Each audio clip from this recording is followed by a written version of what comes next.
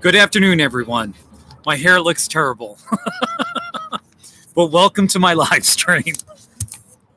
I'm just some dude sitting in front of a Starbucks in El Paso, Texas.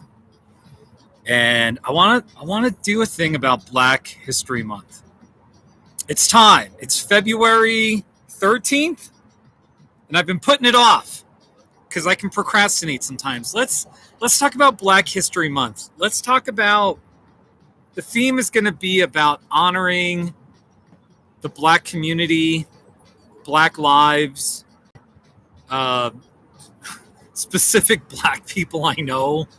You know what I mean? Talking maybe a little bit about even racism, its harmful effects, all that kind of stuff. So, all right, that's the theme. It's Black History Month. All right, we'll do lots of fun stuff. We're going to talk about fun stuff and, but that's going to be the thing I'm going to keep pushing back towards, this Black History Month. So, hey, Sam the King. Welcome to all three people watching. And Sam the King over there in the United Kingdom, thank you for watching my live stream. I'm in front of this is like my office now. This Starbucks, there's a Starbucks sign. It's a Starbucks on Mesa Street on the west side of El Paso, Texas. So let's have some fun. Wait a minute. Black History Month is a different month in the UK? Are you serious, Sam? What month is it in the UK? Here it's February. So it's probably a good month because you're past the holidays, and there actually might be a reason why Black History Month is in February. And if anybody knows, you're welcome to comment in the chat section or afterwards in the comment section. But hey, Patrice. Hey, Patrice. I'm here at Starbucks. I actually have, by the way, for this live stream, I actually have a list of things I want to talk about. So, because I get all scatterbrained and so. All right, so Sam the King, Black History Month is October in the United Kingdom. That's very interesting. That's very interesting. All right, first topic. I'm such a goofball. I'm so I try to be funny. I've always wanted to be a comedian, but this is also a serious topic.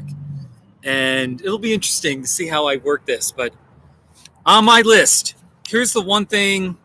Here's the first topic about Black history, Black lives. I actually wrote at the top, the white code of silence. The white code of silence. I know how white people are. I'm white. I have an Italian background. My grandparents and great-grandparents were immigrants from Italy. All right? So I don't know, what am I, second or third generation now, American? I know how white people are. We don't want to talk about this. We don't want to talk. We don't want to talk about racism or systemic injustice or let alone hey, us white people, maybe there's some systemic, and maybe there's some biases that we have that maybe we should look at. Heaven forbid if we look inside and we have to get humble and be like, wait a minute, we need to work on this. We need to change. We need to become more loving people. You know what I mean? And actually fight racism or talk about it. So the white code of silence, that's the enemy. That's the enemy. Or at least the thing to attack. You know what I mean? I'm telling you, man, I've been, when I lived in Buena Vista, Colorado, man, it was so white. I mean, it's a town of 3,000 people, maybe 3,000, give or take, somewhere around there, 2,000 or 3,000. I don't even know that there was one or two Black people, or I don't even, just non-whites. And I just remember thinking to myself, man, it's not even I mean, part of it is like, are we even willing to talk about it?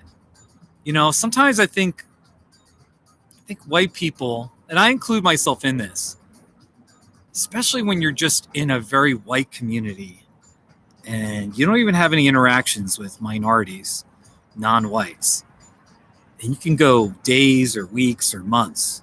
It's easy to sort of forget about them. It's easy to forget about the black community, or to just think, well, I'm not doing anything wrong.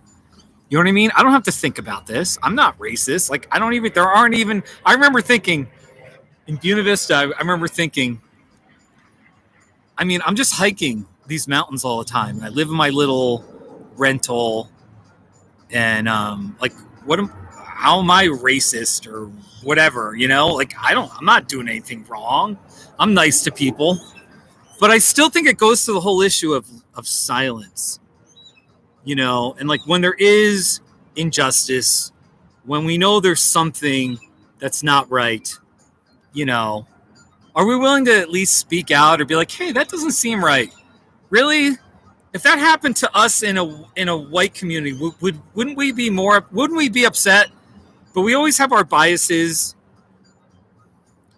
And, you know, obviously in 2021, yeah, Sam the King, it is kind of hard. Anyway, I just wanted, like, here's the thing. Here's, like, my view of this. How do I say this? I remember, look, I just got to keep it real. You know, when Donald Trump came on the scene in 2016, it was just obvious how racist he was. His words were racist. He was so hateful and demeaning and dehumanizing of those others. All right? I mean, that's just a given. I remember, and I was a member of the Republican Party.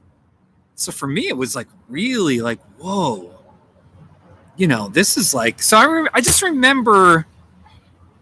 remember calling a few of my black friends and calling them, and even some I kind of was working and living in a more Hispanic community, so there was like, I don't know what percentage, but there were just a lot of Hispanic people and white people. I remember going out of my way and calling a few of my black friends and talking to some of the Hispanic people I worked with, pretty much saying, hey, this, like, I'm not okay with this. Like, this guy is a racist. This guy is a racist. I have nothing to do with him. I just want you to know that. But then I realized kind of quickly that it's almost like that white code of silence. Like, it's one thing to talk to your black friends and to be like, yeah, I'm against racism. I'm doing this, or, you know, I want to listen to you, or how are you doing? Whatever. But actually, the main thing I needed to do was go to my white friends. I need to go to my white friends and say, I'm not okay with this. I'm not okay with this. This is wrong. We have to stop this. This is unacceptable. So it's like, I got it all wrong. I'm calling my black friends. I'm talking to Hispanic people, being like, yeah, I just want you to know Trump is a racist. I totally agree. Like, it's obvious. And I'm sorry. I was a Republican, blah, blah, blah. But you know what? No. I need to be talking to white people about how racism is so wrong and evil and how much it hurts people. So that's the whole thing. And then I remember, like, when I was yeah, Sam. That's interesting. I won't comment on Brexit because I just don't know enough about it. But Sam the King, I'll let you speak on Brexit and all that. All right. But I have heard that, like, there's elements of, like, anti-immigration, nativism in Brexit. And I won't comment. I have heard that from a few British people. So, but I just remember, you know, when I did protest a couple of times in my small town of Westcliffe, Colorado. And I remember by then I had finally got it where I said, you know what? I have nothing to say to black people. I had a Black Lives Matter. I still have my Black Lives Matter sign. It's in my house. I got a few signs. I'll play them too. I'm going to play them later. All right. But I just remember thinking, I have nothing to say to the average black person. I have everything to say to white people. Like you know what I mean? Us whites need to own the conversation and say, wait a minute. Is this right? Like what are, you know? We need to have an honest conversation without getting defensive. And I think they call it white fragility. Where you're so fragile and defensive and, heaven forbid somebody calls you a racist, anyway. All right. So number one is this white code of silence. I really believe that's like, it's got to go. No more silence. That's like, honestly, that's probably my number one rule. No more silence. I'm just done being silent. I'm done being this nice guy who's too afraid to like speak up and speak out and be like, hey, this is wrong. This is racist. Is there systemic racism going on today? Let's talk about it, because it certainly was happening in the past. I mean, we can talk about, there's so much to talk about. That's right. Brennan, you bring up an excellent point. Brennan, thank you for coming. We do need to be anti-racist as opposed to just being not racist. Just being some nice person who, doesn't harm anyone, doesn't go out of their way to whatever, and they don't use the N-word. Okay, that's all obvious stuff. But when we really see, we know, well, that person's a bigot. That person is prejudiced. They're racist. Are we willing to speak out? Yeah, we do need to be anti-racist. And I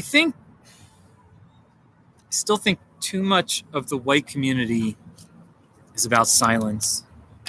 And silence is complicity. And yeah, I mean, there's definitely a percentage that are flat out bigoted, racist, and they don't hide it that much.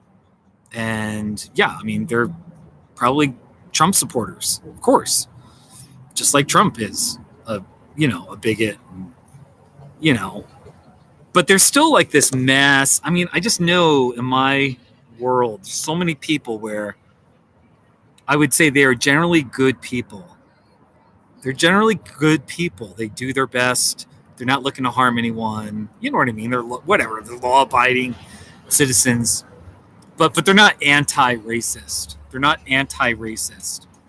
And I really think that that's part of what needs to change. If we really want to honor Black lives, the Black community, there's so much to talk about. Hey, Brennan and Sam the King, I just want to say thank you for watching. We got 5 people watching, and I got a lot to talk about. I want to talk about John Lewis. We're going to talk about a bunch of stuff here, but John Lewis is my hero. Yeah, no, exactly. We'll get to privilege. We're going to talk about privilege, Brendan. Wait, first of all, let's do a weather check. We have to do a weather check. Brennan, what is the temperature in Billings, Montana? If you're just watching me for the first time, I'm a snowbird. I'm a proud Coloradan. But I'm down here in El Paso, Texas. I was in Tucson, Arizona for a couple of months, and I'm down here for the warm weather. Like right now, I'm wearing shorts. I am wearing a hoodie just because it's kind of gray and overcast today. All right, but let's just do a weather check. Hey, Brendan's wife. Hope you're well. All right, right now in El Paso, Texas, it's 63 degrees. 63 in El Paso. Billings, Montana, it's -2. Holy cow. Hey, Ree. What would you rather have, 63 or 2? By the way, it's 72 in Tucson. 72 in Tucson. In my town of Westcliffe, it's 12. Westcliffe, Colorado. All right, but I'm not there right now. Oh, my. And it's snowing. Wait, is it snowing? It's snowing at my house in Westcliffe, Colorado. So it's 5 degrees in Colorado Springs. Brennan, what's your wife's name? I'm just some dude from Colorado, you know. It's negative 36 Celsius. What is that in Fahrenheit? Isn't that really cold? All I can say is it's 63 in El Paso. So in Celsius, it's 17. It's 17 in El Paso. I got a bike ride in, and I'm all sweaty. But I had a good bike ride, and I wore my shorts, so I'm happy. Hey, Brittany. Let's talk about John Lewis. Seriously, John Lewis is you just talk about like living a full life. First of all, I'm pretty sure my father, who's now passed, John Lewis was born in what year? I think my dad and John Lewis. Okay. John Lewis was born in 1940. My dad was born in, I think, 39. So, anyway, for some reason, the civil rights, some of those early 60s, that was my dad's generation. All right. Anyway, John Lewis. Here's a picture of John Lewis. He's getting arrested for something. I was reading this was in Nashville, Tennessee. Let's just get right to it. I mean, let it just sink in. The black people have only had the right to vote in America for, 60 years now? Not even 60 years, 55, 56 years? Our country is 200 I'm getting all my math mixed up. 240 something years old, and the black community, 50, especially in the South. That's nuts. And like John Lewis, he was beaten. He was beaten by the police in Selma, Alabama. Go Google John Lewis. Read about his life. I know there's one book that came out that's a biography about his life. Yeah, no, anyway, but just think of like, and I'm talking to us white people. Like, just think about that. As a white person, part of privilege is I don't have to think about anyone taking away my rights. It's never even crossed my mind. I have a right to vote, and I've never even thought like somebody might try to stop me from voting or do something, right? Not since the Voting Rights Act of 1965 ensured the right to vote. Black people couldn't vote, especially in the South. I'm not even sure in the North, or I'm not sure how that worked for black Americans if they lived in, Maine in the 1930s or something. I don't know what that looked like. But in the South, it was so bad. It was so vile. And I have read, John Lewis is like one example, but like people just protesting for their right to vote and then being brutalized and beaten and intimidated. And the hard truth is, remember, they were intimidated by the police a lot of the time. Just think about that. You talk about systemic racism.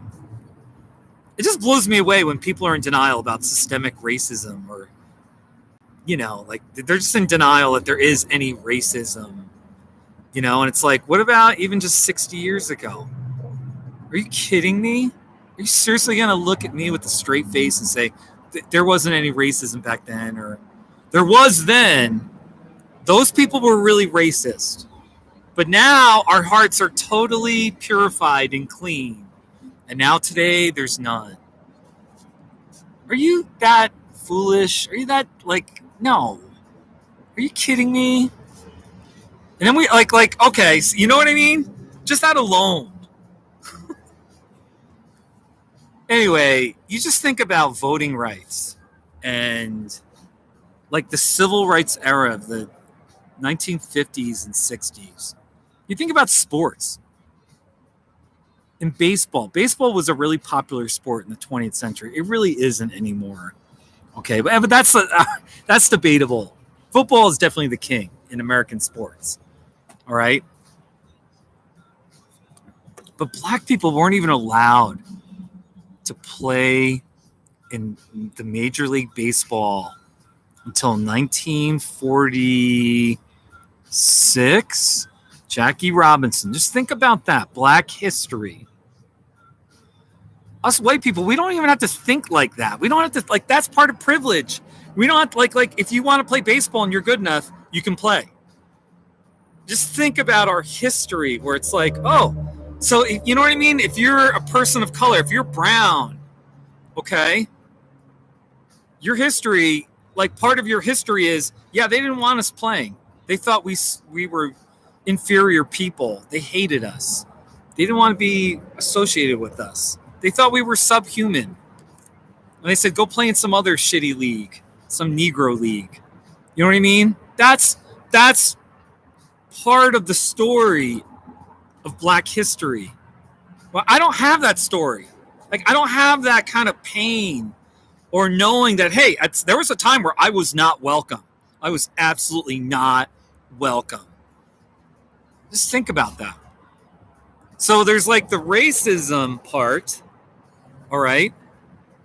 And then like the flip side is, so some people endure racism. And then the flip side is, for those of us, we enjoy, or I don't know if enjoy is the right word, but we have privilege where we don't have to experience. We have privilege and we don't even realize it. So anyway, I'm going off a whole bunch here. Seriously, privilege. I mean, isn't it obvious?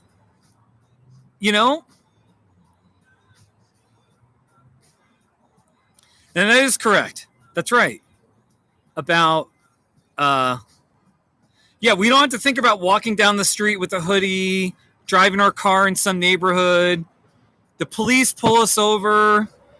And, you know, like, yeah, I know how to at least, I mean, and obviously it's a good idea when you're pulled over by the police to be compliant, to whatever, you know, keep both hands on the wheel and just show that you're absolutely respectful, all that.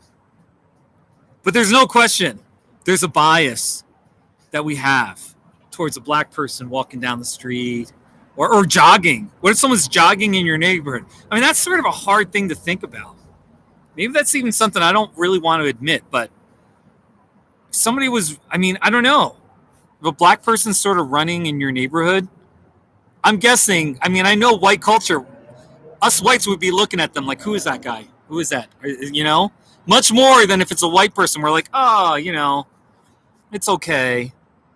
So, and of course, there's other types of privilege, like the way the police probably treat us white people better than people of color. I think that's, I mean, isn't that obvious? I mean, we've seen so many videos over the last 10 years. That's the one thing with technology is now every phone has a video thing. So you can make videos so much quicker. So now we're just seeing videos and we're seeing the bias. Now, I'm not trying to knock police, by the way. I love the police. I love law enforcement. I totally, like, of course. I actually I was at a motel in Marana, which is a suburb of Tucson. There's a Motel 6. I'm telling you, the police were there almost every day. Like during the afternoon or in the evening, there's always a police car somewhere. And it's not like, I'm telling you, many times, I mean, maybe they parked there and they were just so ready for calls. There were other times, though, where they were always addressing some problematic person in the parking lot. Or so like, I want to be clear. I absolutely support the police. I love the police. I'm against criminals, you know? But when we think about, like, bias and privilege and, you know, a black person wearing a hoodie in your neighborhood or something like that, like, I mean, come on. Of course that bias is going to translate in our policing. You know what I mean? I think that needs to be one of our biggest reforms for the police, by the way.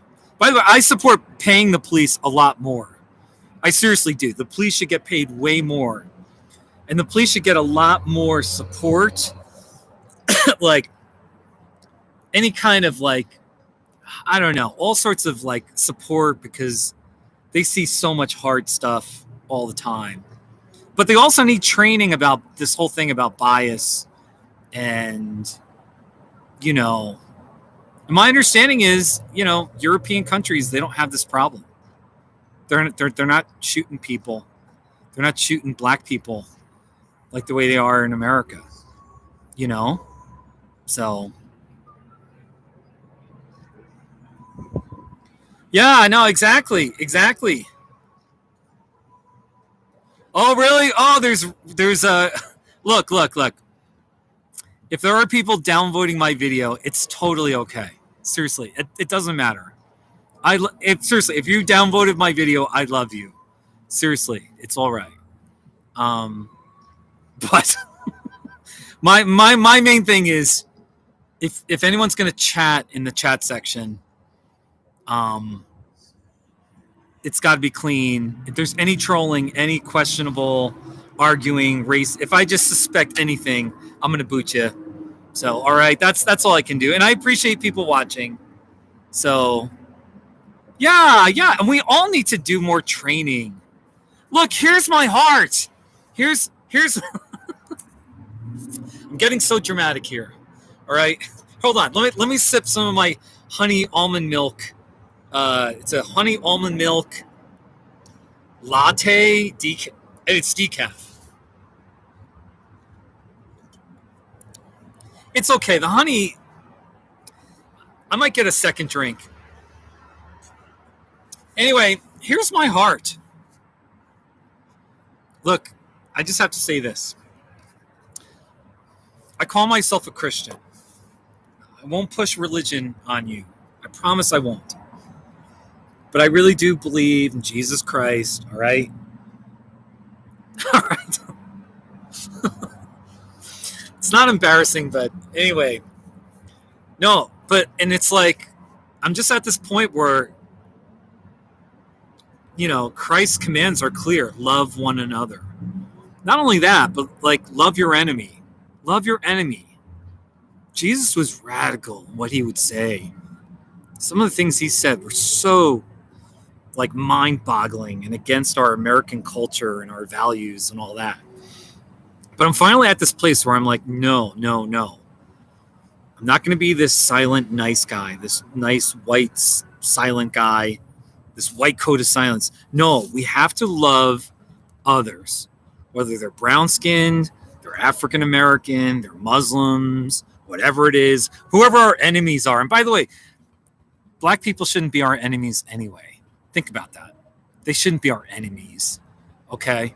But to the extent that there are those others that we should fear or be afraid of, or, you know, Fox News is telling us we should be hating them, or, you know, like, no more of that. We need to love others. And see, if you really want to be a true light, Christianity talks about being a light, being so loving that it just confounds people. It's all the more that we have to love people that are different from us, because that's going to blow people away. The way the world works is you love yourself, you love your family, and you love people that love you back. Jesus was really clear, and I'm paraphrasing his words, but Jesus was clear. He said, if you're only loving yourself and people who love you back, what good is that? Like everybody does that. It's like a natural thing, you know?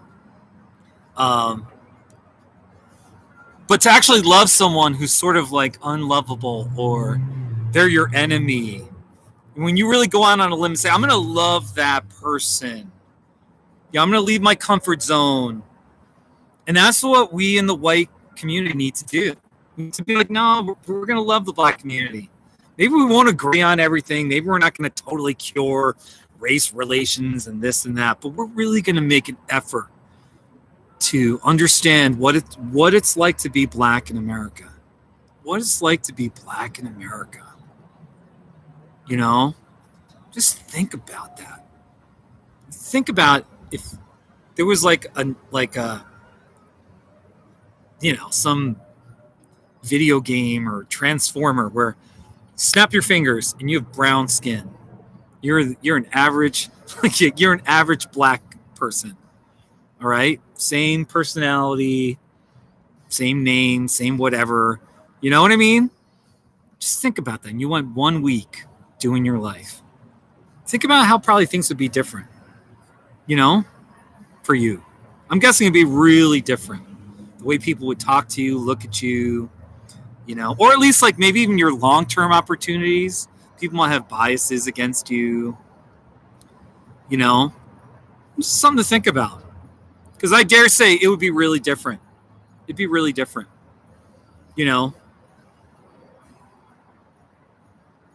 So.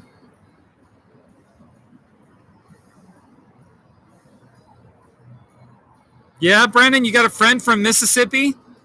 Is it a person of color? You got a coworker? I mean, it doesn't really matter what their race is, but somebody from Mississippi. They moved because of racial tensions in Mississippi. I mean, see, here's the thing. I don't know what you think, but this is my view. In the year 2021, the biggest way that people express their racism is to deny that there's any racism at all. That's the number one way. In the 1950s and 60s, people were at least more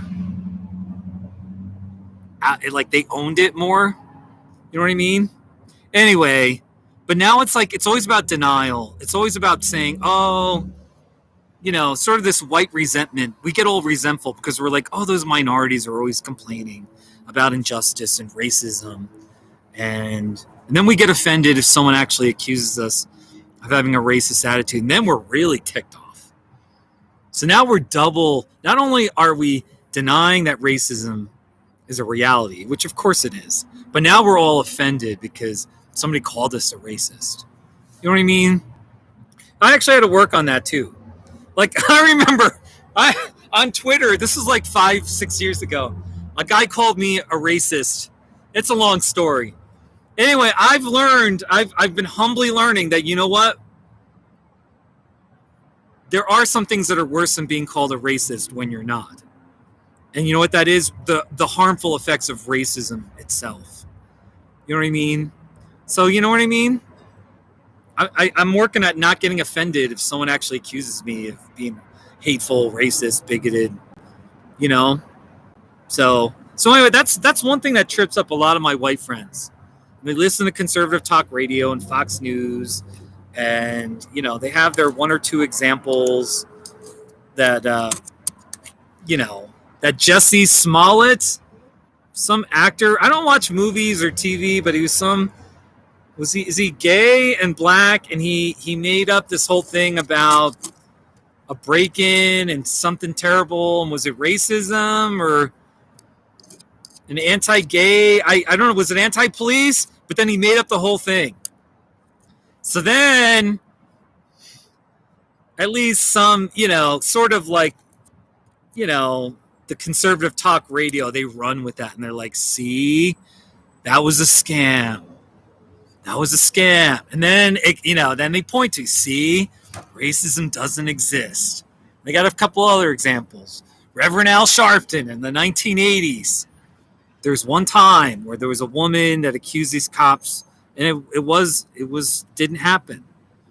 It didn't happen. And then, so, everyone always brings up that time. And it's like, oh, yeah? Well, Al Sharpton, in the 80s, remember?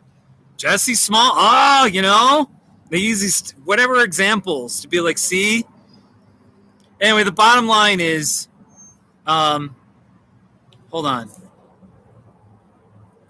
Wait, hold on. I can't read that. Yeah, no, exactly. Exactly. We need to, yeah. Oh, but I'm not a both sides person. I'm not a both sides person. There is evil, and it's called racism. And we white people have to, if we really want to be, if we want to live the best life, if we want to live a life of integrity, truly loving others, we've got to face this issue of racism, systemic racism, and the biases that we have. So take care, Patrice. Take care, Patrice. So, yeah, take care. Anyway, all right, so we're talking about all this stuff. And can I tell you, I got all these, like, I still want to talk more about John Lewis. John Lewis. And even Martin Luther King, the civil rights era of the 1950s and 60s. They had sit-ins. Black people weren't allowed to eat in restaurants. I mean, just think about that. Like white people. There's 9 people watching. I'm assuming you're all white. Maybe not. All right. But imagine if today, that's the Starbucks behind me. They seriously only served white people. And they were like to black people, no, you don't, get your ass out of here. You're not welcome here. Imagine that. Just think about that. That's what it was like in the 1950s. That's what it was like. Well, I mean, even starting with 1619. All right? I mean, we haven't even talked about slavery. There's so much to talk about. But it was like centuries of being disrespected, dehumanized. And even up until the 1950s and 60s, we actually had a society where it was like, no, you can't vote. Don't you dare come into our restaurants. You know what I mean? You can't come into our stores. Think about that. And they had sit-ins. Part of like they had so these. I think a lot of them. I remember in Greensboro, North Carolina, was one where they really started it. Where they said, we will be nonviolent. We will be totally peaceful. We will be totally respectful, and we will just sit there. We will sit in the seats in the restaurant, and we will just ask to be served.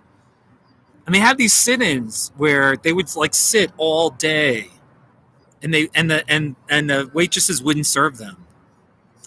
And then of course it got controversial because then the businesses were losing money, and they were taking up seats. And obviously sometimes there would be violence, or it would be like, no, I really want you to leave. And they would be like, no, we want to be served. We're hungry, you know? And sometimes there would be violence. So these sit-ins, just think about like Black history. That's not part of our white history. You know what I mean? And I remember in high school, I definitely learned about the civil rights era. But it was like, I mean, we went over it, but then in our white consciousness, our white culture, we don't talk about it or think about it that much. But that's like a real part of history. That should, like, when you really think about it, that should make your jaw drop, where you're like, wow, our society was like that. Wow. And think about it. By the way, for those of you who, yeah. Hey, Smirks, welcome to my live stream. This is a little more of a special live stream. Usually, I'm just a big goofball. I drink my drink. I try to be funny. I got funny things, you know. I show you the Starbucks. I like, you know. So this one's just a little bit different with the Black History Month, but I want to do it, all right? Yeah. What does POC stand for?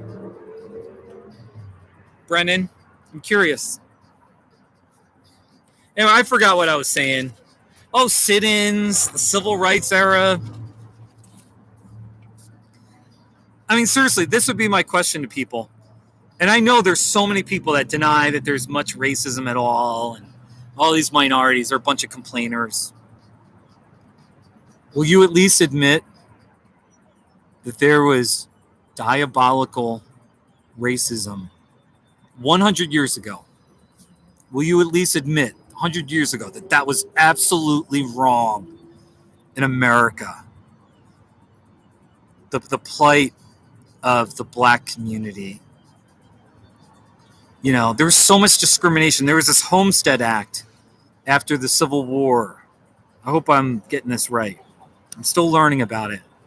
But it was like an opportunity for people to buy land and to become farmers and to move west. That was only for white people. It wasn't for Native Americans, and it wasn't for blacks. There were all sorts of post-World War. There was I want to say the FHA. Don't hold me to that. But there was another program that encouraged people to buy homes. And there was a lot of discrimination where black people couldn't take advantage. They couldn't take advantage of the socialism of the government helping people. But it helped white people buy homes and buy land. You think about that. So anyway, the absurdity comes when people are denying that there's any kind of racism going on today. All right?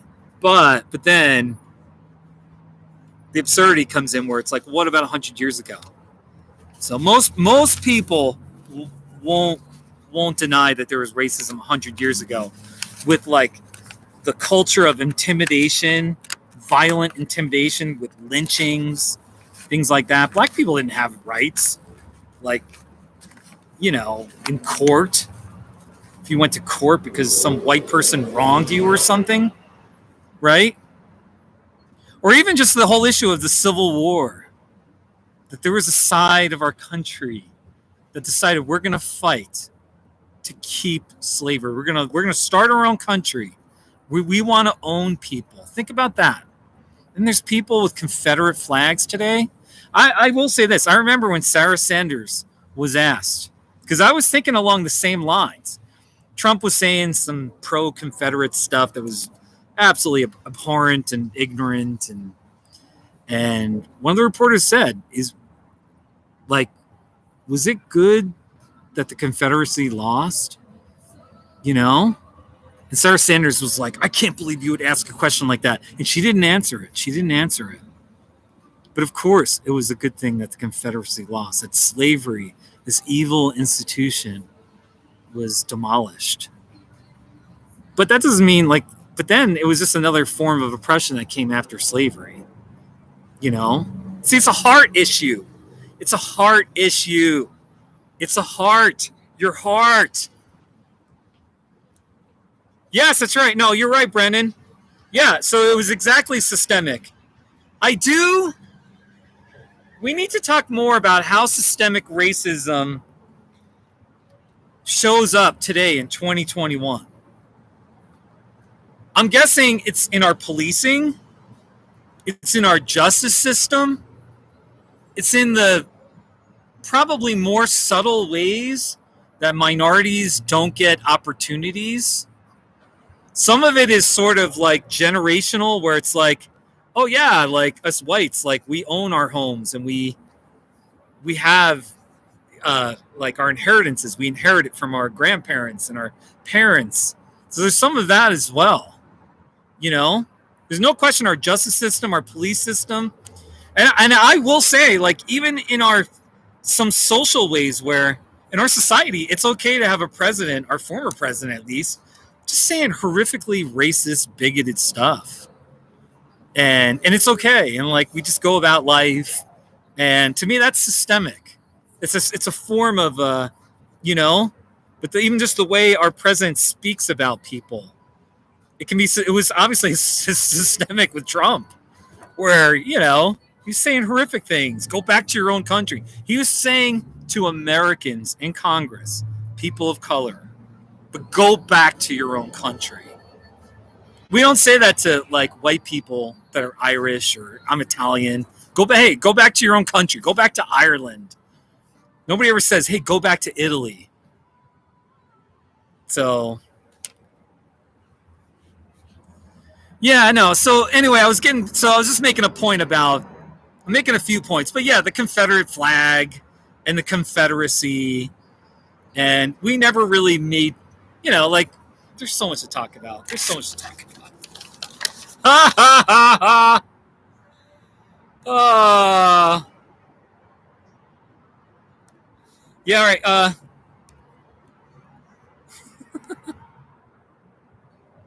Yeah, there's so much to talk. There's so much to talk about. All right, let's have some fun. For those of you who love my not too shabby videos, in 2020, I decided, I was like, you know what? Enough is enough. Hold on, let me make sure my phone. All right, my phone's got to connect to the Starbucks Wi-Fi. Come on, phone. We connected? Okay, hopefully we're connected. All right, again, let's have some fun. For those of you who love my not too shabby videos, it is kind of funny. In 2020, I mean, it's funny and it's not funny. You know what I mean? Anyway, after the George Floyd murder, that was like the last straw where I was like, oh my gosh. I mean, I had been speaking out for a few years. Trump really did open my eyes. But then I made a few not too shabbies related to social justice. So here, let's see here. Black Lives Matter, not too shabby. Here we go. This is the first one I made. Here's my sign. It's my Black Lives Matter sign. Not too shabby. Black Lives Matter. We're going to talk about why Black Lives Matter. And I'm going to elaborate on that. Here's another one. I believe Black Lives Matter. And we should act like it. Not too shabby. Oh, yeah. I have that shirt. I bought that shirt. It's in my house in Colorado. So, wait, I got more. I got more sort of like social justice. Here. Oh, here's another. Christ and racism do not mix. You can't love God and hate his creation. Not too shabby. Yeah, all right, one more, and then I'm going to answer your question, Brendan. There was you can't be on the right side of God and the wrong side of racism. Wrong side. I made another. Yeah, here we go. You cannot be on the right side of God and the wrong side of racism. Not too shabby. All right. Yeah, hey, Brennan. Yeah, all lives can't matter until Black lives really do matter. I saw a sign. I saw something that said Black lives, matter is the minimum. Matter is the bare minimum. Black lives are precious. Black lives are important. You know, Black lives. Oh, I gotta find. I'll look it up later. But it was all about that's just the bare minimum. Is that they matter. We really need to humble ourselves a little bit as whites and say, you know what? Maybe we should honor other people. Maybe we should just go out of our way and love them. And show that we love them. Whether we're individuals, families, church communities, even political, you know what I mean? A party. We need to yeah. Here, I'm going to look that up real fast. And then, Brandon, I'm going to answer your question. By the way, this live stream's going well. I got 7 people watching. And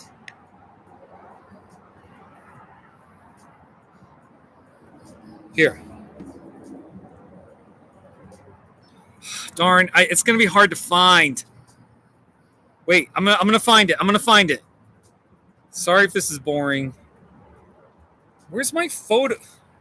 Facebook, you're so useless when I need you to be.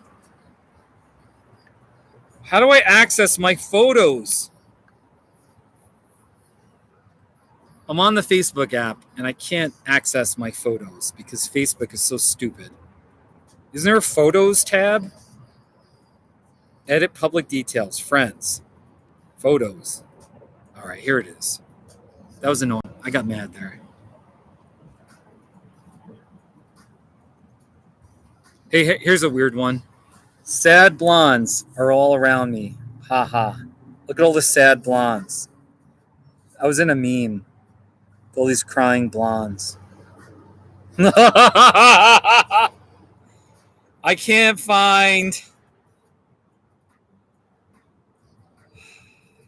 All right. Facebook, I hate you. Brennan, if you can find the Black Lives is the minimum. Wait, I'm going to look it up one more time. I know where it is. Hold on. I want to find it. My posts.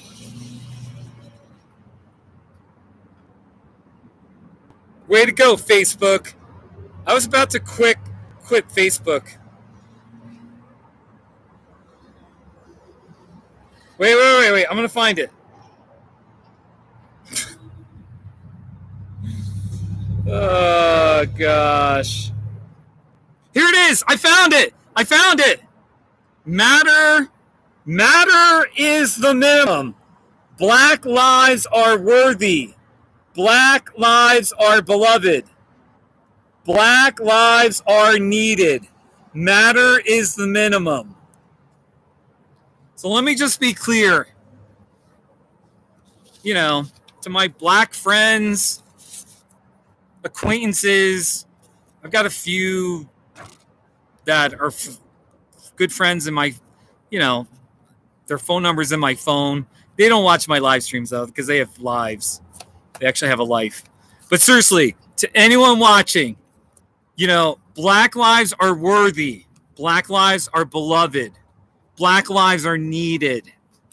And all I can do is speak out and let you know that I love you. I support you. I will learn from you. I will honor your life experiences. And I will be an anti-racist. I will fight racism when I see it. When it's, you know what I mean? I won't be silent. You need to know that. I'm not perfect. You're not perfect. You know what I mean? Like, I'm not. Oh, anyway.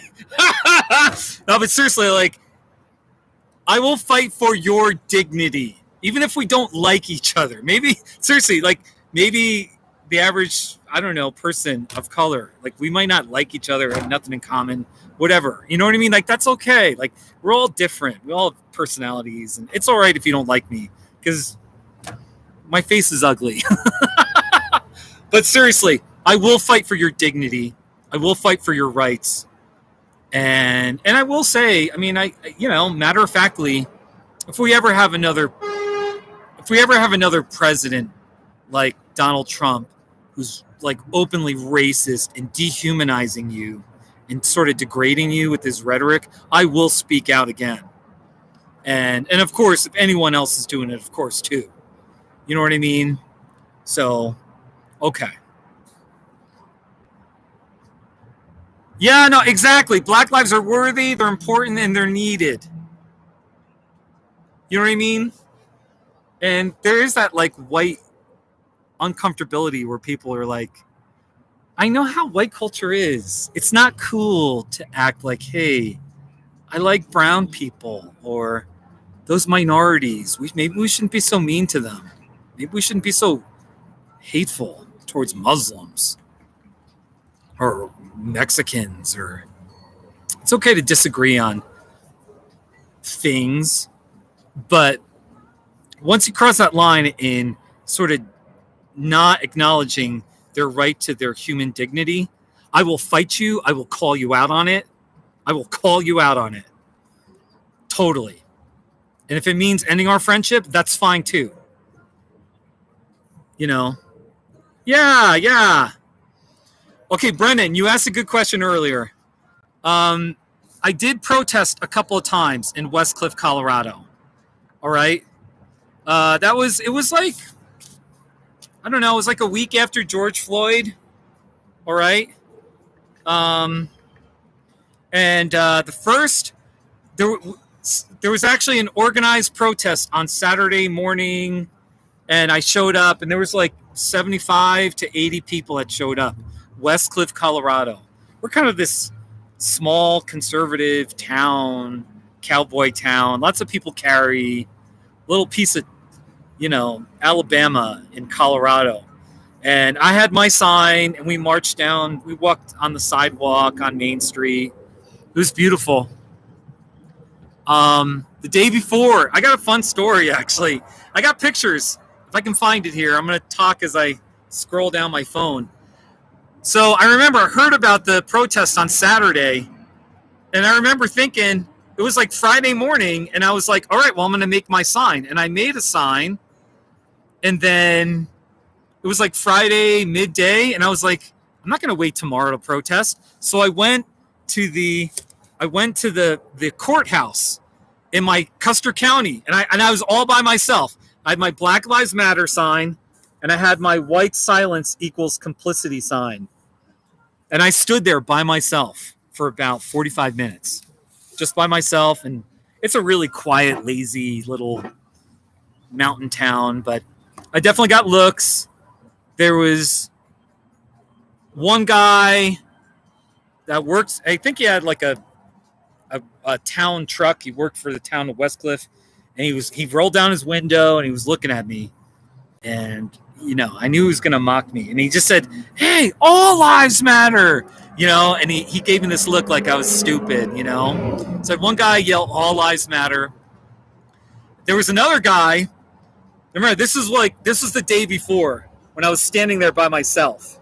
All right. There's another guy who he saw my sign, and he pulled over, and he got out of his truck, and he just wanted to talk to me. And he was not an anti-racist. He was trying to talk me out of protesting or just standing there. And he pretty much said, he was like, "Can I tell you a story?" He said, "I used to live in a black neighborhood. Can I tell you a story?" And it was like, I was obvious it was going to be a story to, like, whatever, point out that I shouldn't stand for Black lives. And I actually told him, I was like, "No, I don't want to hear your story." And I didn't want to get sidetracked with this guy because I was holding out my sign. I wanted to be looking at the cars. I didn't want this guy so he actually got a little mad, and it was like, "All right," and he drove away, and I just said, "Have a good day." But I did have I was a little scared at first where he was walking up to me. And I remember I was holding my signs, and there was one or two times. Now I was just across the street. I was just across the street from the Custer County. Like, it's a really quiet town. But the police, the police did see me, somebody. And again, I'm not anti-police. And I'm just holding a sign for everybody. But I did get really nervous where I was like, wow, So I have a good story to tell you. But then it was funny because in my town, Westcliffe, there's one black woman named Yvette, but everybody calls her Vet. She was the pastor of the Methodist Church in Westcliffe. So I was standing pretty much in front of her church because her church is across from the courthouse. So she got pictures of me holding the Black Lives Matter. She took this picture, okay? White silence is complicity, which absolutely it is. If you're silent, you are complicit. Anyway, and she was like, "Steve," she kind of said something like, "Steve, I'm worried for you. Are you sure you're going to be okay?" And I was like, that, this is the heart of the whole protest movement. I was like, "Vet, I'm white. I'm a white male. I can handle." By the way, I know this, I don't want to get too religious, but I am a Christian. So in theory, I shouldn't fear death. And I was like, if somebody kills me, it's okay. I'll just tell them that I love them. It's okay. I'm going to a better place. I don't care. Anyway, so I held the sign, and Vet took pictures of me. I think Vet appreciated that. Anyway, here's the fun story. Yeah. All right, here's the funnest story of it all. So, 30 minutes in, I'm just holding my sign. All right. And across the street, in oncoming traffic, a truck pulls over across, right behind me, all right in front of the courthouse. And it was a white woman in an old beat up truck, some kind of truck. And she was waving to me, smiling. And then in the passenger seat, a black woman gets out. And she walks across the street to me, and they get a picture with me. And they were saying, yeah, we're from Denver. We're from Denver. We're just driving around Colorado, and we're here now. And, you know, the fact that you held the sign is so cool. And so I got a picture with this black woman, you know, and she was like, can I get a picture with you? Here I am holding my Black Lives Matter sign. I put my arm around her or something. Actually, with the pandemic, maybe I didn't do it. Hopefully I didn't do it. Anyway, you know what I mean? So it was the most beautiful thing. And it was so fun and like funny. And I definitely did have a few people that gave me a thumbs up or were like, yeah, God bless you. Thank you. So that's my story with the Westcliffe. And then the next day there were 75 of us and we walked pretty much from one part of town to another. And it was a nice thing. And let's see where that picture is. And there was a detraction group where they were shouting, all lives matter, all lives. And I actually have a video. I have a video of that on my YouTube channel. So, yeah, I mean, look, you know, and here's the thing. Westcliffe is so white. It's so, you know, like we don't. So we were more, you know, like it was safe. I suppose it could have been dangerous. There were definitely people as we were walking on Main Street that were carrying, you know, they had their gun on their hip. And I don't know, maybe they were expecting violence or, you know, something. And, you know, and here was my sign on the second day. And I'll admit, I will say this to my liberal-ish non-Christian friends. This one might be, but I had repent of racism. Repent of racism. The word repent means to turn around. Repent simply means where you have that attitude of a change of heart. Where you have that change of heart where you say, I'm going down this way, and now I changed my mind. I'm done doing that. I'm sorry. That's all repentance means. And because I'm a Christian, and because it's like a conservative and community with all these churches, and I am a Christian, I was like, no, we get to repent of racism. We get to look inside and say, wait a minute, maybe I need to change. Maybe we need to change. So repent of racism. I use that a lot. So anyway, so that was my sign. There, I got my mask on. See, I got my mask on. So anyway, it was just a fun thing. And, you know, like one little protest or, you know, it's not going to change, you know, it's a little, we need to change our hearts. Our hearts have to change. Our hearts have to change. I'm telling you, man, we can disagree on a lot of things. And my friend Kelly, she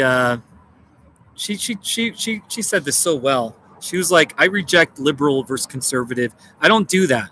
And I'm with her on that. Like, I don't do the liberal versus conservative stuff. There might be some things I'm conservative or liberal or whatever, okay? You know what I mean?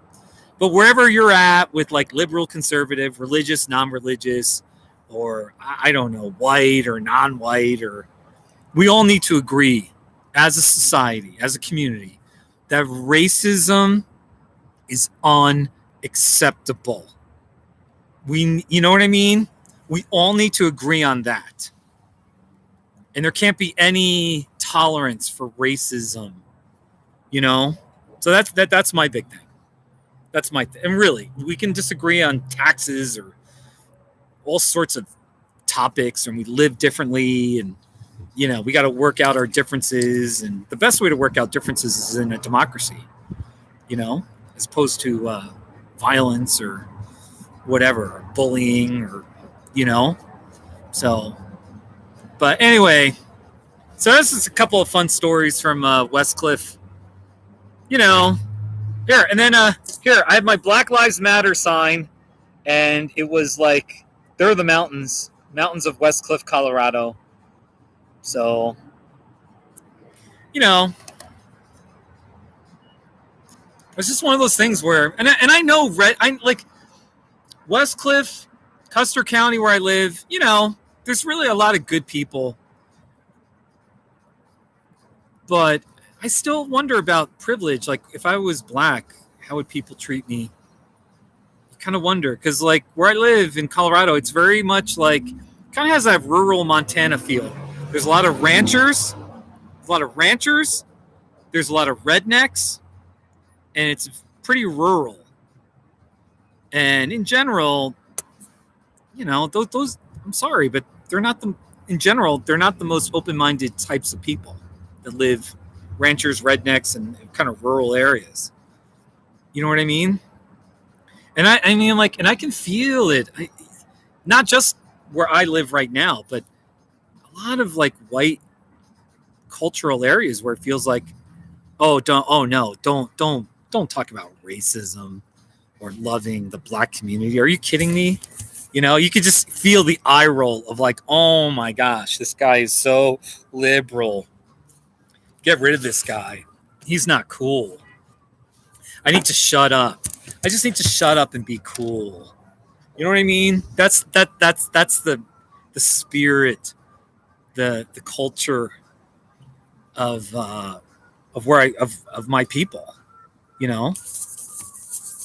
Yeah, exactly. Yeah. So anyway, Brendan, this has been great. I've been going for an hour and 6 minutes. Can I go through my list? Because I may not. I don't know how much longer. I'm getting tired. Seriously though, Black History Month. Should we talk about slavery? Black history. Like, we're talking about the history of black people in America. Slavery. 250 years. Is it called the 1619 Project or the 1609 Project? 1619. Just under 200. What is that? My math. 245 years. Slavery. Here's the thing. I learned about slavery. I had a good education in New Jersey growing up. I learned about slavery. I'm kind of well read. I'm not that smart or whatever, but even growing up, we didn't talk a lot about slavery. I mean, we think about 245 years. What, like, how, just think about that. Think about the suffering. And like, when we go through our history class, we just glaze over, like, oh yeah, there was slavery for a couple hundred centuries, and then there was the Civil War, and then the slaves got free. We don't really stop and say, wow, what was that like? What was that like? Who were the heroes? What, like, did people rebel ever? If they rebelled, I mean, there's a good chance they were going to get killed or punished, tortured. Heaven forbid if there's an uprising, if they try to have a revolt for their freedom. Just think about that. Just think about, I don't know enough about the history of pre-Civil War. What was it like to be black in the South? What was it like to be black in the North? Just think about that. Can we at least integrate it a little more in what we learn, what we teach? We talk about history. You know what I mean? Instead of just using, like, usually it's like slavery is like, when we think about American history, black people and slavery, it's just sort of an afterthought. It's just sort of an afterthought. But it's all about the white founding fathers and, a lot of the myths and the kind of religious nationalism. That God came down and said, hey, we're going to start this special, wonderful country. And we do have a great country, by the way. But the whole mythology of America. God bless America. I'm all for it. I'm all for God blessing America. But I want him to bless everybody else, too. So, anyway. That whole issue of, like, slavery. I do think we need to at least integrate a little more about what it was like to be black, slavery. Hey, Bear Paws! Hey, Bear Paws! By the way, I want to just say one more thing. And this is kind of something that hit me. I know how white people think about minorities. I know how white people think. Like, that's the thing. You can't hose me. You can't hose me. I have my own past with racism. Actually, I want to get to that in just a little bit. But there's one thing that I've always noticed is that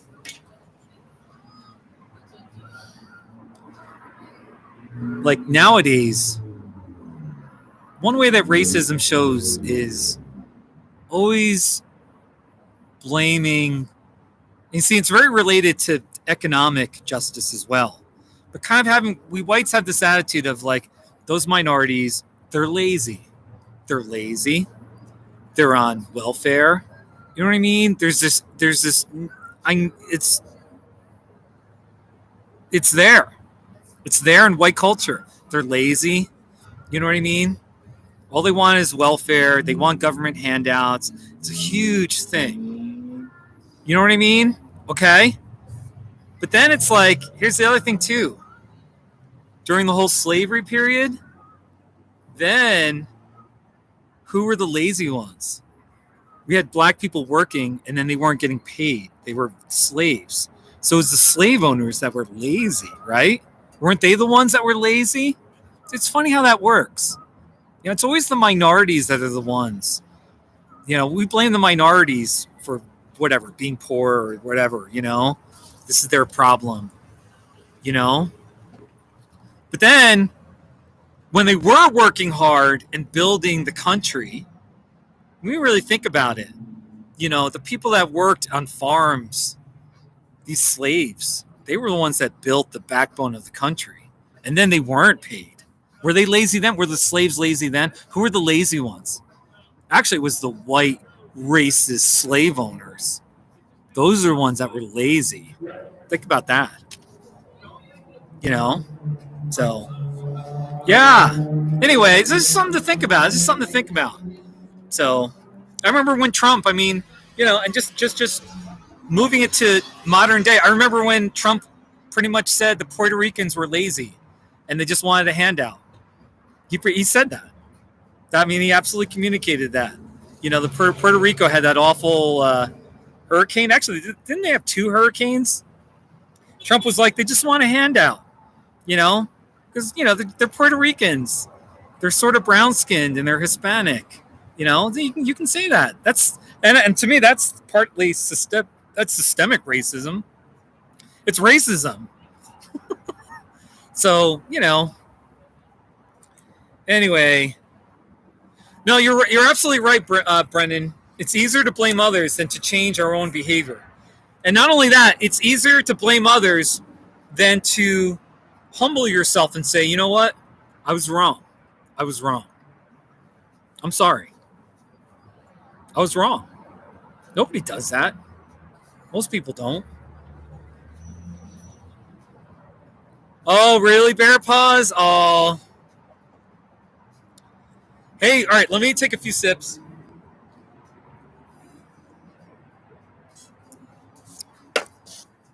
I got a honey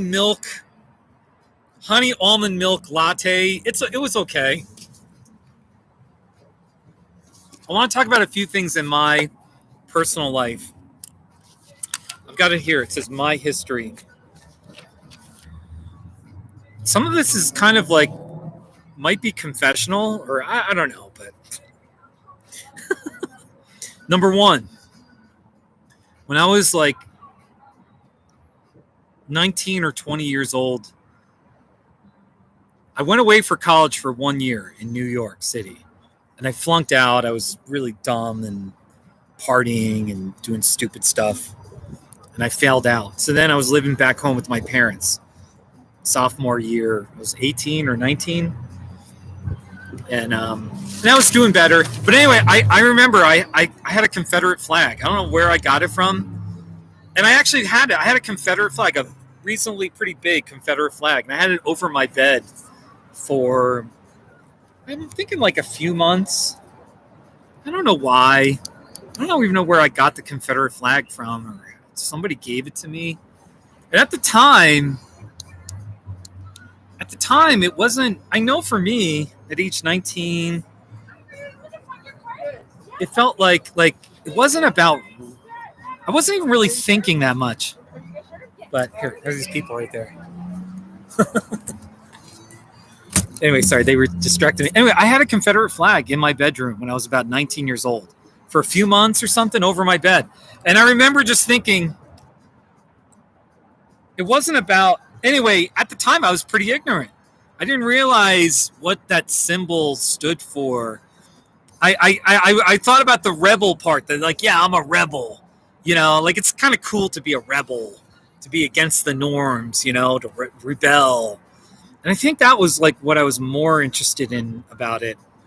Maybe I was interested in the southern states a little bit, but I didn't really make the connection about the Confederacy really stood for the evil institution of slavery. That flag could be really hurtful. I mean, it's pretty much like the Nazi symbol to people of color, you know? So anyway, somehow I got rid of the flag, and I'm glad I did. But the other thing, too, I just wanted to say was, I grew up in this nice, white, upper middle class neighborhood. I thought it was middle class, but it was actually upper middle class. And, like, I just thought about it. I was actually thinking about it recently.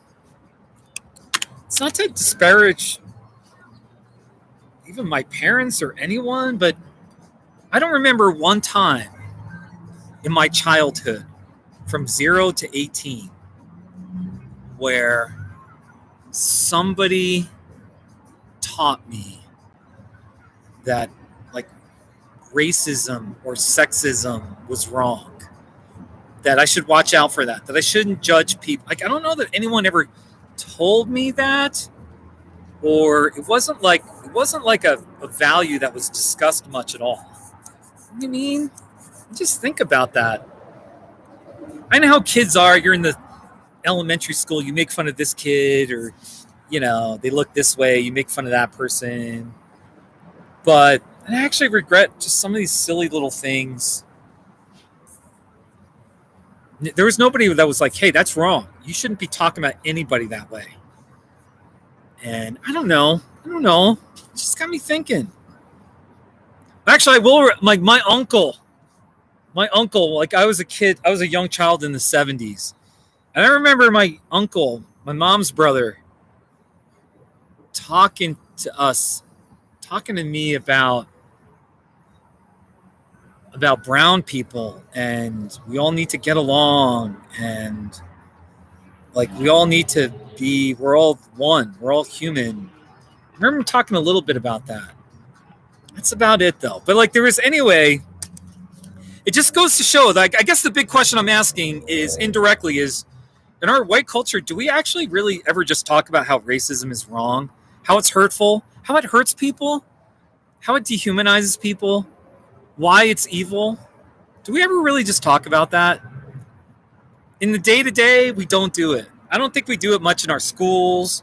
I don't know that we do it much in our churches, or, you know, we don't talk about it. So then when our, anyway, there's one other thing I just want to say, and I don't know how good I'm talking about my history. There's things I could tell you about it. Anyway, I remember it was like 1994 or 1993. And I was still living in New Jersey with my parents. I was either a senior in college or I just graduated, and I was starting to do road trips. I was starting to flap my wings more. And I did a couple of road trips to the southern states. I went to South Carolina. Anyway, I remember maybe 94. I remember going to a church, and I was kind of a new Christian. I was naive. I was young. I talked too much. I was way more energetic than even now. And I remember being in Alabama or South Carolina, I forget where. And I remember just thinking to myself, why are there white churches and why are there black churches? And you know what I mean? And like by my early 20s, I had some black friends and interactions with the black community, and like there was a okayness with them. But anyway, I remember being down there and being like, wait a minute. We say we love God. We say we've got this like unbelievable love that transforms our life and our heart and all that. But then why do we still have white churches and black churches, especially in the South, where there was so much hatred and racism and injustice? Like wouldn't the white Christians be like, hey, come on, we should be together? Like, especially the Christians, because the Christians are like, we say, hey, we love God. We are gods, and race, color, skin color, that doesn't matter. We just have to love each other. We're on a mission to spread God's love and to spread the word, all that good stuff. You know what I mean? And I remember just thinking, why are, like, that's ridiculous. You know what I mean? And I remember just thinking, a truly united, loving, like the fulfillment of the love of Jesus Christ, it will show when we have interracial churches where we're like, race isn't an issue. You know what I mean? And the church says, hey, we're done with racism. We're going to be that crazy radical place where racism is unacceptable and justice will reign. And we just love each other. We do our best. You know what I mean? And yeah, maybe the white community actually says, hey, we're sorry. We're sorry for all the stuff, all the systemic race. We're embarrassed. We're going to make it up to you. We're going to show you in this current time that things are different. What a testimony. What an example that would be to the rest of the world, to be like, man, I don't know what, people would be like, I don't know about religion. I got my skeptical thoughts about religion, but these people, they're doing it right. They do love each other. And it's unbelievable. Black and white people in the same church. You know what I mean? So anyway, in 1994, I thought that thought. And then I fell asleep. And I didn't wake up. I didn't wake up. Maybe I woke up every once in a while, just a little bit, but then I went back to sleep. And then in 2016, that's when I woke up. I was like, oh my gosh, wait a minute. So anyway, yeah, my heart is, like, here's my attitude. Highlands Church in North Denver. Yeah, that's cool, Brendan. Highlands Church in North Denver. That's awesome. I know I'm talking about religion now. Oh my gosh. First I'm talking about Black Lives Mattering. Now I'm talking about religion. I'm sure I got like a lot of downvotes. That's fine. I don't even care. Seriously, man. There's more important things than upvotes and downvotes. And anyway, my heart now is working towards justice and true racial, like, really healing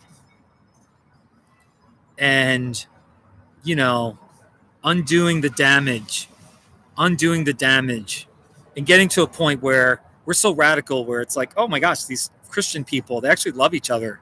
There's black and white people and they love each other, and they actually talk about systemic racism and undoing the damage of, Jim Crow and all the injustices over these centuries. You know what I mean? So, yeah. It's 5-6. I got 5 upvotes and 6 downvotes. All right, that's cool. Anyway, look. I hope this live stream is enjoyable. All right. I gotta keep it real. By the way, I made 2 not too shabbies. Let's do a brief intermission. All right. And here's the I made 2 not too shabbies. Let's see. This is my See, look, I'm not connected to the internet now. Again, my phone is not connecting. It connects and then it disconnects. So, thank you, Brennan. Thank you. What was your wife's name? Brittany? What's your wife's name? Hey, Bear Paws and Brennan, you're both in Montana. Do you know that? So anyway, look, I want to show you. I played 2 not too shabbies today. I went biking in El Paso, Texas. And here's my 2 not too shabbies today.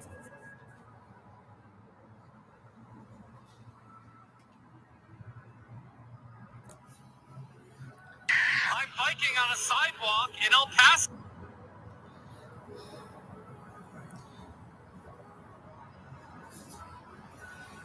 I'm not connected to the internet. Why won't it connect to the internet? My phone will not connect to the Starbucks. All right, it says it's connected. Let's see. There we go. I'm biking on a sidewalk in El Paso. Not too shabby. And then here, there's another one, an El Paso dumpster. It's an El Paso disposal dumpster. Not too shabby. Yeah? Oh, you guys. Ooh.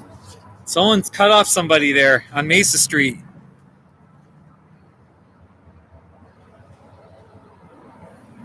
What else should I talk about? Is there anything else? I got more things. Can I talk about my friend Brandon? All right. I got a friend. Seriously, I got to just talk about my friend Brandon. He is a pastor in Arkansas. He grew up in Kentucky. He lives in Arkansas with his wife and kids. He's like started his own church 10 years ago. He preaches. Look, he doesn't try to make people like him. He preaches what he believes Christianity teaches. And there's something, it's almost like there's something to bother everyone, so to speak. He challenges people, but he makes it clear. He definitely talks about racism. He definitely talks about income inequality as kind of a moral issue. You know what I mean? He doesn't just stick to the topics that white conservative people are going to feel comfortable with. You know what I mean? And it's so beautiful. I mean, at least once a week.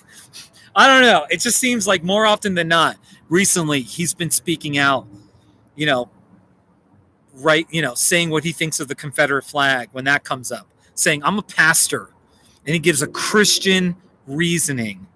You know what I mean? He explains why, and he talks about his background and things he was taught in the church in Kentucky, that people use the Bible to justify their bigotry or their injustice or the way they treat women, the things like that.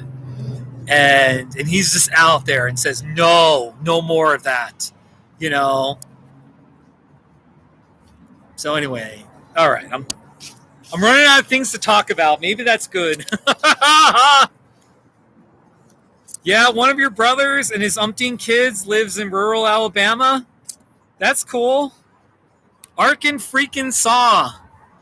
For all 3 of my, let's see, 1, 2. All right, 2 out of my 3 Bike Across America trips, I went across Arkansas. So I've got a lot of Arkansas not too shabbies. Here, I'll play some Arkansas. Let's see here. Here, wait. Let me make sure I'm connected. All right, I'm connected to the Starbucks Wi-Fi. Here's some Arkansas not too shabbies. It's the Arkansas state line. Not too shabby. Here's another. Breakfast in Arkansas. It's breakfast in Arkansas. Not too shabby.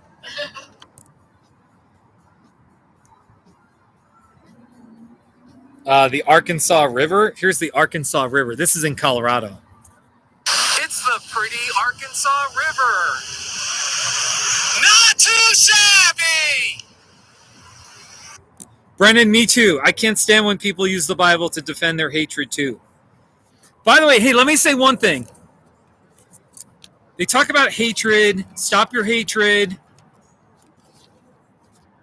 I'm still, when it comes to challenging people to let go of their racism and bigotry, I'm not saying hatred isn't an issue, but it's more about indifference. It's more about that attitude of saying, I don't care about those people. I don't give a shit about those people. You know what I mean? That's, to me, that's the heart of racism is, I don't care about you. You know what I mean? I'm not going to have any empathy for you. I'm not going to get to know you. I'm not going to try to understand your story or your suffering. That's the heart of racism. It's not, I don't think it's, the hatred, I hear you on that, but it's more that indifference. And it's that silence. That whole white coat of silence. It's like, yeah, we don't have to talk about racism or black people. They're you know, we have our white family and we're doing our own thing. And heck with those, you know, they'll figure it out on their own. You know, then of course we blame them. There's systemic injustice and systemic racism, you know, that's economic in many ways. And then we say, yeah, it's their problem. You know, they put themselves in that situation. So it's their thing. Go figure it out. You know, it's indifference. It's not caring. And I'm telling you, man, there were so many times. I really believe this too. There's so many times where, and it was during the Trump era. Trump was so racist, so bigoted. And for a while, I was like, I can't believe it. Again, he's doing it again. Look at what he just tweeted.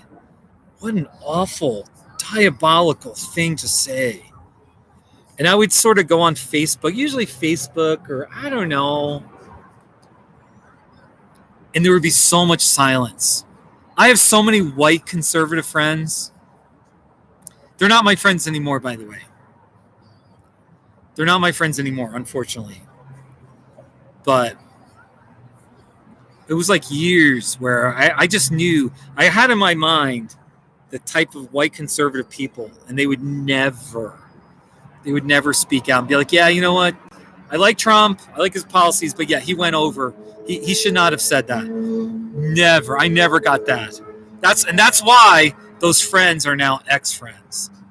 You know?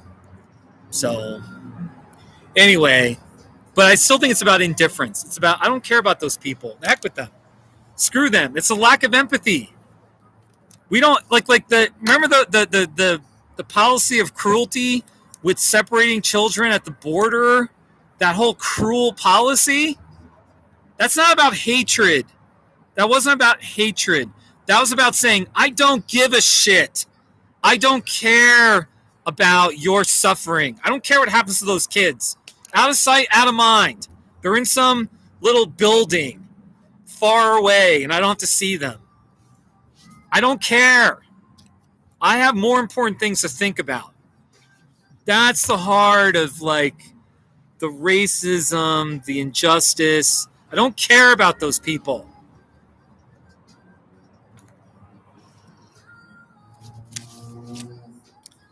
That's my view. Oh, you guys. I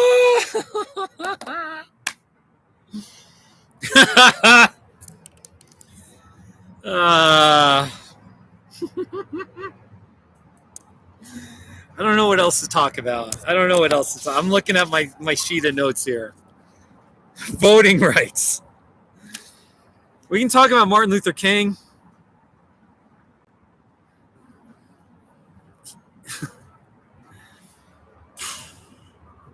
Don't kid yourself. Martin Luther King Jr. was really hated. He was the Colin Kaepernick of the 1950s and 60s. Don't kid yourself. All these white racist people bringing up MLK and sort of making him into this, this hero. Like, well, MLK did it this way, but look at modern day protesters. Oh my gosh, they're so horrible. No. If you hate Colin Kaepernick, if you still can't, there's something inside you that can't say Black Lives Matter, you would have hated Martin Luther King. You would have been one of those awful people fighting against voting rights or, complaining about the protesters. Don't fool yourself. So you would have not cared that black people weren't allowed to play baseball professionally. You wouldn't have cared. You probably wouldn't have liked Jackie Robinson either if you don't like Colin Kaepernick. Muhammad Ali was highly disliked as well. Somehow, I'm not a boxing fan, but so many people idolize him, and I know he's passed now. But anyway, so I'm just speaking my piece on that. All right. What should I have for dinner? Help me out here, people. Let's just get a little lighter. I'm kind of feeling like I want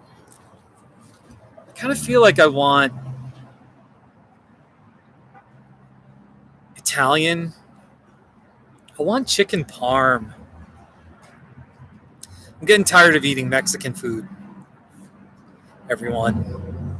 And what should I get? Italian? Or maybe I want barbecue. The problem is I only want to go to a restaurant where I don't like going inside restaurants and sitting there and waiting for my food. I either want to do a drive-through or I don't know. So how's my live stream been? I've gone for an hour and 37 minutes. I will say I'm deficient in the area of, I really want to talk more about heroes. Black heroes. John Lewis. I don't know. Maybe I didn't prepare well enough, but who are your black heroes?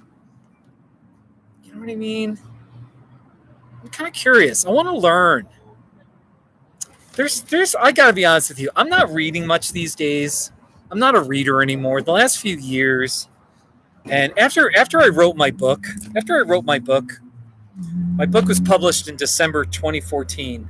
There's something about, I was tired of writing, tired of proofreading, and then my attention span, maybe I'm addicted to my phone too much, but I don't read. I don't read enough. I mean, I read internet articles. I do read, but I don't read. I'm not good at reading books anymore. I think I've only read maybe I read one or two books a year. It's pretty lame. Anyway, but there's a few books related to Black history and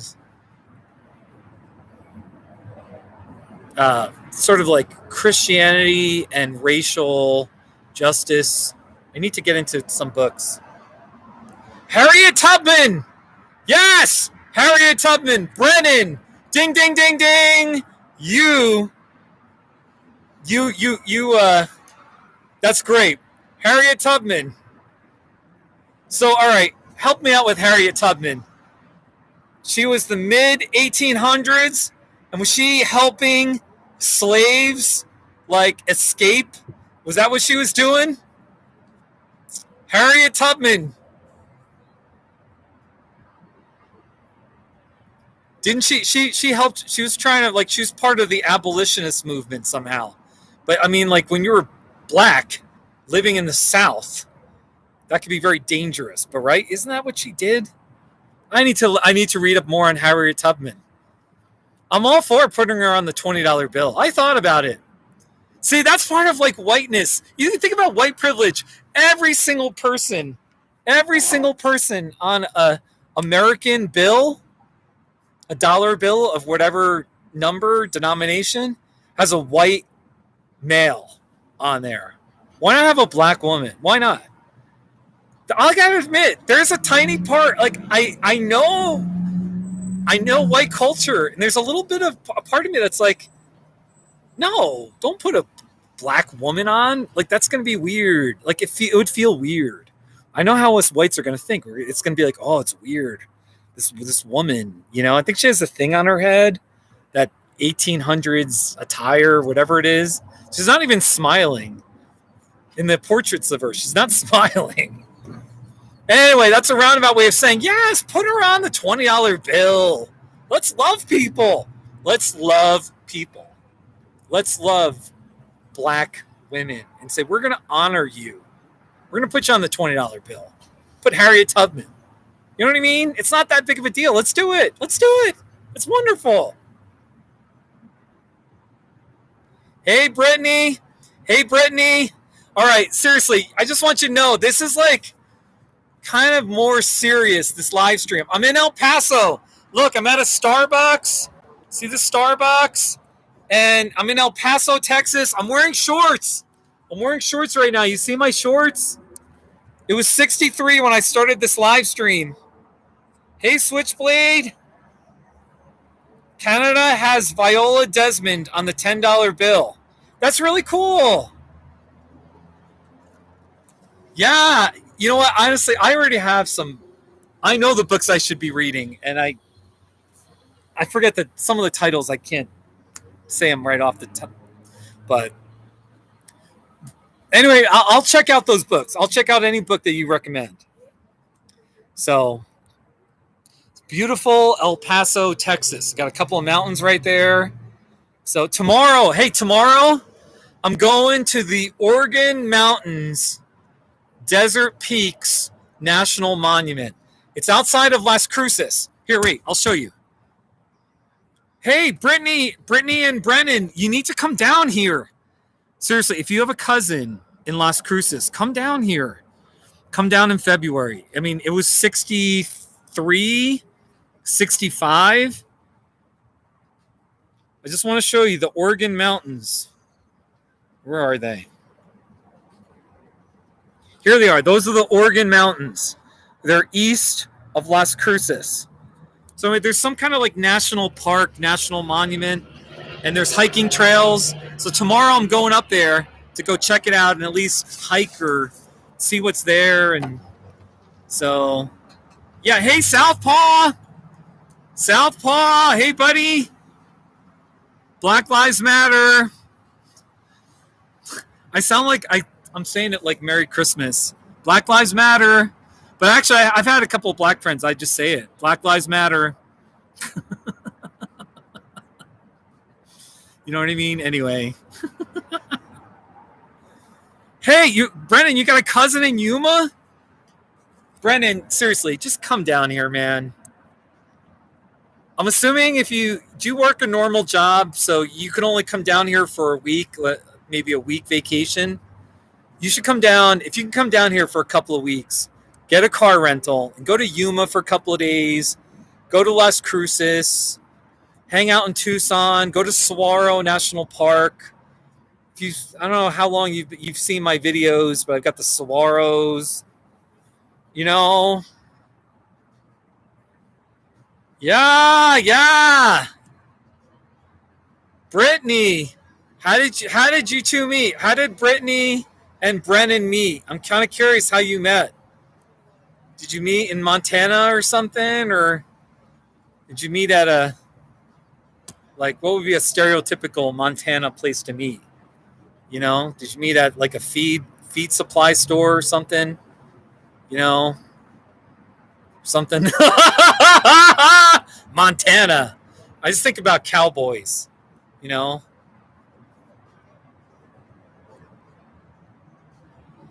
work at Albertsons. Wow, Brennan, you work at an Albertsons. Wow, you got to, okay. I don't know if there's an Albertsons down here. It'd be so neat. You got to come down here. Come to Colorado, but come in the summer. Oh my gosh, you met 2 weeks before you were gonna move to Hawaii.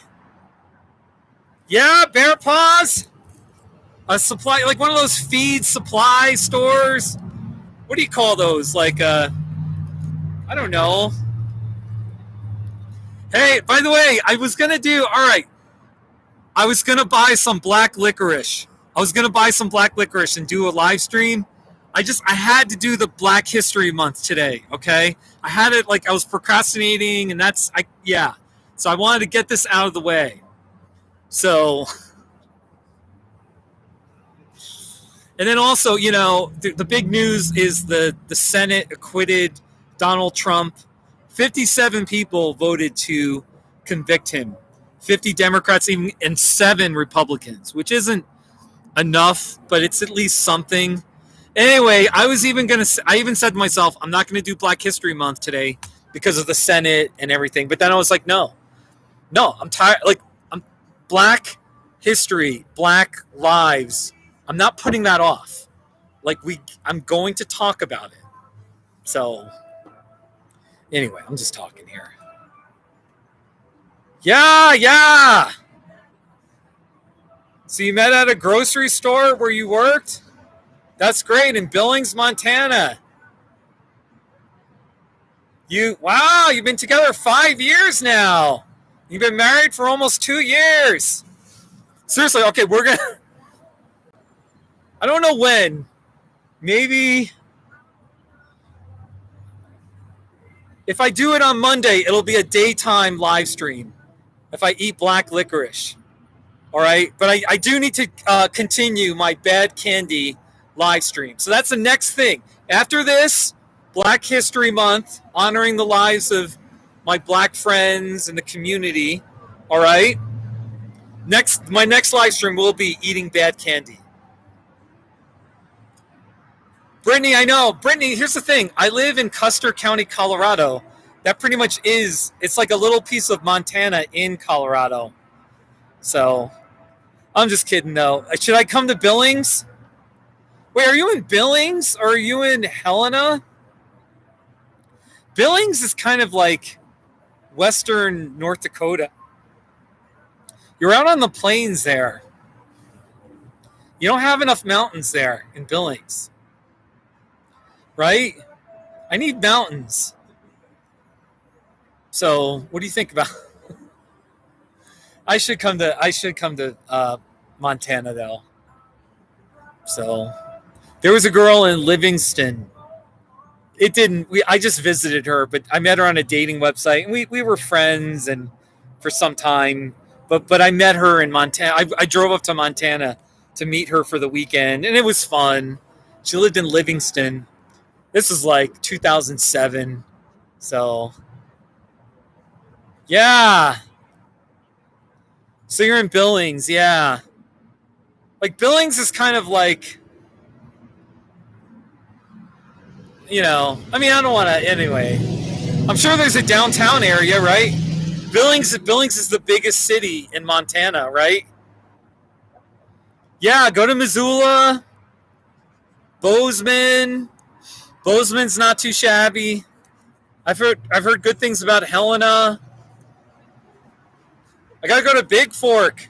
I gotta stalk Bear Paws and go to Big Fork. It'd be fun to stalk Bear Paws. The Livingston girl, this was 2007. I visited her. I don't really know what happened, but it's been so long. But it didn't, we didn't start dating or so. And we kept in touch for some time, but then that was it. That's all that happened with the Livingston girl. That's not too much to tell you there. So, 105,000 in Billings, Montana. Hey, were there protests in Billings, Montana? Black Lives Matter. Missoula sounds pretty cool. It's a college town. I probably like Missoula. So, so many Montana topics. So, we could have a meetup in Montana. We could meet up at a Starbucks. We could meet up at a Starbucks. See the woman, the sign right there? We could meet up at a Starbucks and do a live stream. So, and then we. Hey, I got 7 upvotes. How many downvotes do I have? I will say one thing. I just want to say one thing. If you like, I mean, I will challenge you.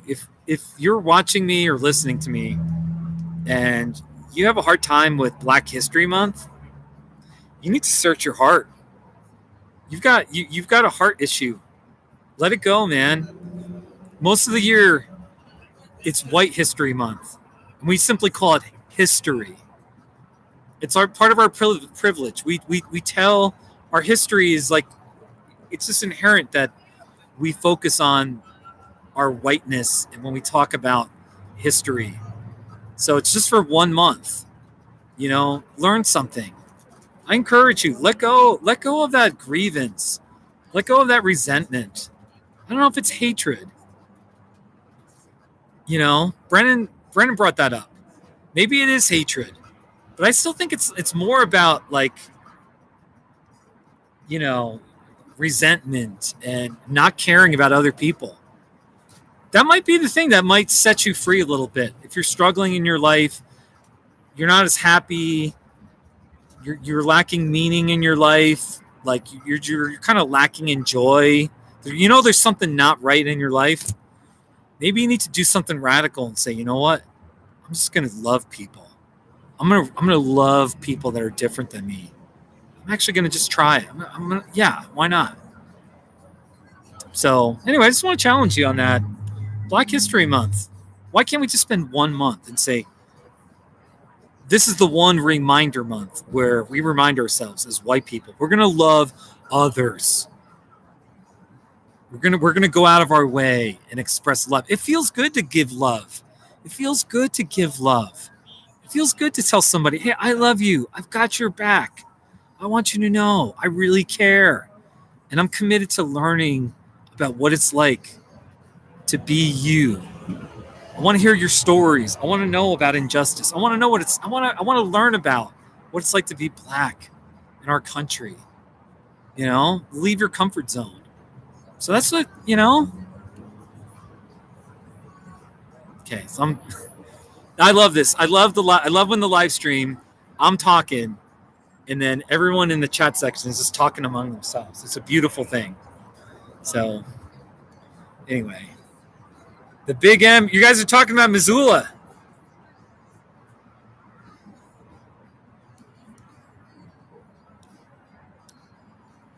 Yeah, I know. Thank you, Brendan. Yeah, I did see that there's some states or areas where they're trying to pass laws, or you can't teach about the 1619 project.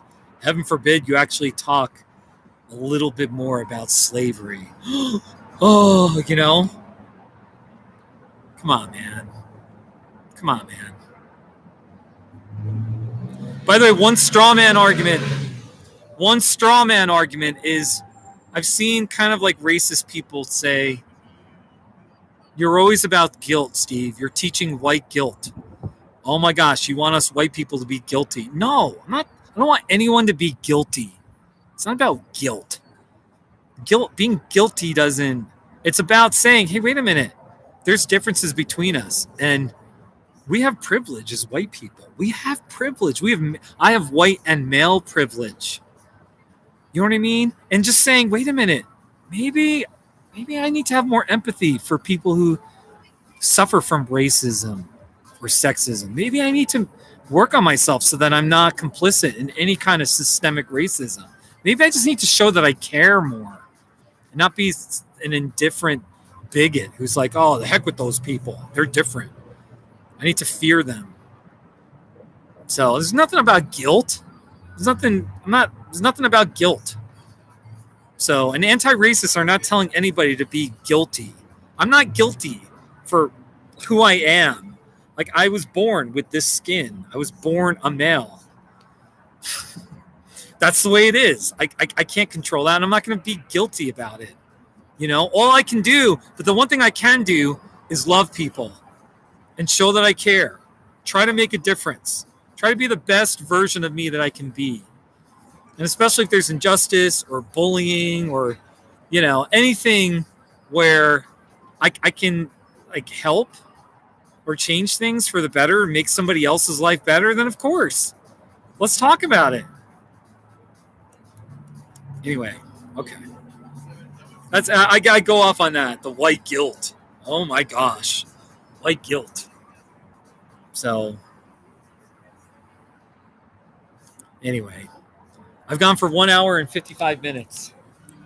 And there's people there. The sunset is happening. See the sunset? The sun setting. That's kind of west. So, woo. This has been fun. To all three of you, Bear Paws, Brennan, Brittany, I want to say, seriously, thank you. I just wanted to do this live stream. And it's just important to me. It's just important to me that people know where I stand.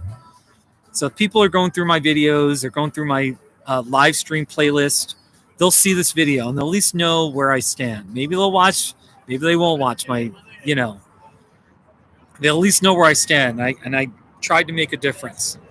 So, you know what I mean? So that's all.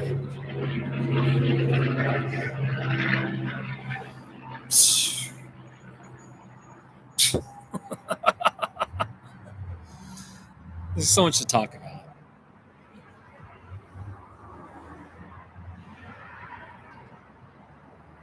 Bear Paws, you've got some DNA matches, half black DNA matches, and every time it comes back to the same ancestor in northern Louisiana. Bear Paws, I got to visit northern Louisiana. That's so cool. Seriously, I got to...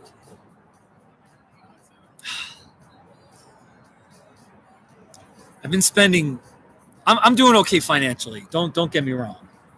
But like next month, I'm going back home to Colorado, and I got to start saving my money. I want to pay off my house. I'm going to work my butt off. I'm probably going to have to buy a better car.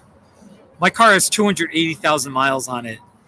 So at some point it's going to die or whatever. But I want to do more traveling where I want to go to northern Louisiana, and I want to go to Georgia. I want to spend a lot of money in Georgia. Louisiana John, he would love... I know if I went to Louisiana and I went to Monroe, some of the places, I could call him at least, and he'd be blown away. I want to go there and get counsel from him, So anyway, Brennan and Brittany, take care of yourself. Take care of yourself. Seriously, I really appreciate you coming by. Have a good night. Hey, it's nice to meet you, Brittany. Thanks for coming by. Enjoy your movie. Congratulations on 2 years. Or you're together for 5 years, married for 2 years. Congratulations. Don't fight. Get along well. Seriously, it's nice to meet both of you. Take care. Enjoy your movie. Bear Paws, is it just me and you? What should I do, Bear Paws? I'm going to wrap things up pretty soon in my live stream. And where should I go to eat? I just want to go somewhere kind of fun. What should I do? Should I go to... I always just go to Chipotle. Either go to Chipotle or some Mexican place. I should do something. Maybe I should get pizza. Should I get pizza?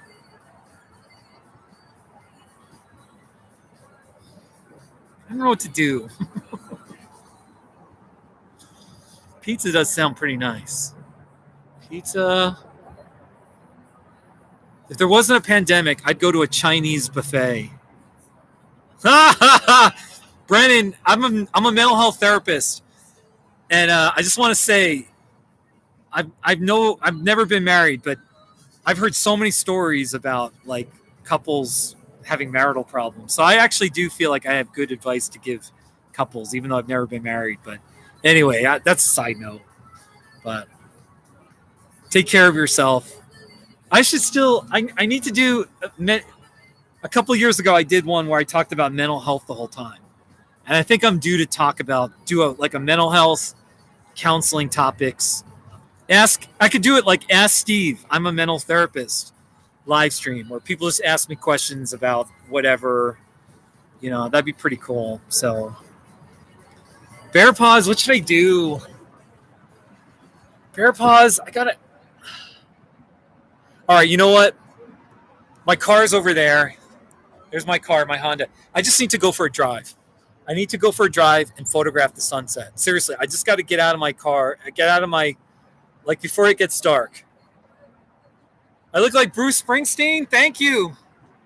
I look pretty good with like from this distance. When I'm like this close, see, I look bad. You can see my wrinkles bad, but then when I'm like this, I look better. So, hey, really, I'm gonna go. I just need to go for a drive. All right. All my love to you, and happy Black History Month. All my love to you. All my love to you. Us white people, let's try to love people more. Let's try to learn from others, our black friends. Let's just learn about this thing called systemic racism. Let's try to understand privilege more. Let's just try.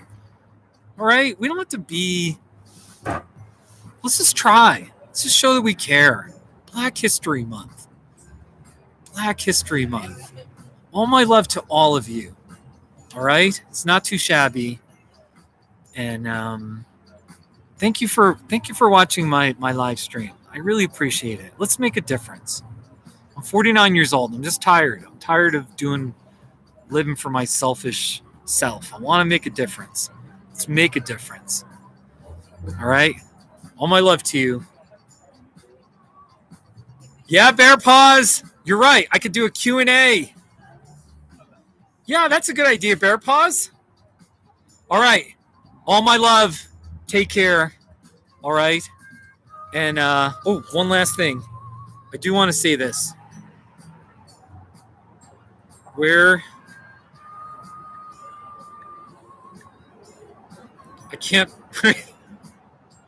can't find it now. It's all right. Take care, everybody. Have a good night. Bye-bye.